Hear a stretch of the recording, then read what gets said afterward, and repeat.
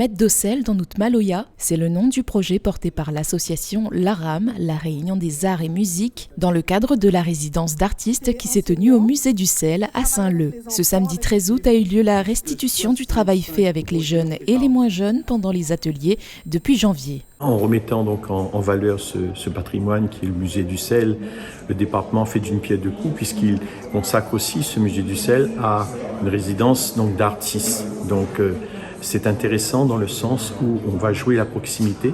Donc des gens viennent ici pour échanger, pour partager, pour échanger. Et c'est des publics de tous âges, de tout horizon. Donc ils sont dans une situation, je dirais, de production notamment autour de la langue créole. Et c'est l'âme réunionnaise qui est présente ici ce soir. Ce projet fait partie des 9 retenus pour la 5e édition des résidences patrimoine et création mises en place par le département, dont le but est de financer un processus créatif mettant en valeur le patrimoine de la Réunion. Ce projet, il a été sélectionné pour plusieurs raisons.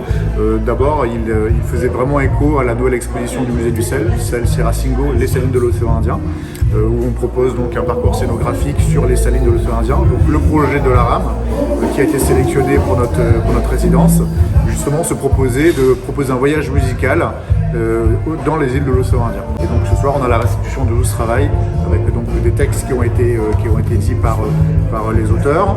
On a eu une restitution d'un atelier percussion. Et donc là, on peut entendre en fond du coup donc là, la restitution musicale de l'ensemble de ce travail et donc de ce voyage à travers les îles de l'océan Indien. La restitution s'est voulue représentative des ateliers proposés dans le cadre de cette résidence d'artistes. Contes joués en créole, écriture de fond de chœur recueillis dans un livre, atelier percussion, un projet de création artistique imprégné de sel.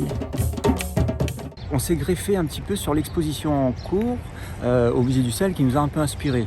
C'est la version du Sel dans l'océan Indien et on s'est dit qu'on allait prendre une base de langue créole qui était finalement en certains points commune à toutes les îles de l'océan Indien, partir là-dessus, faire des ateliers d'écriture, greffer de la musique, donc du maloya, et également à côté faire du théâtre en langue créole. Si l'on veut propager la culture réunionnaise, c'est au public jeune qu'il faut, j'allais dire s'attaquer, non pas s'attaquer, mais en tout cas former.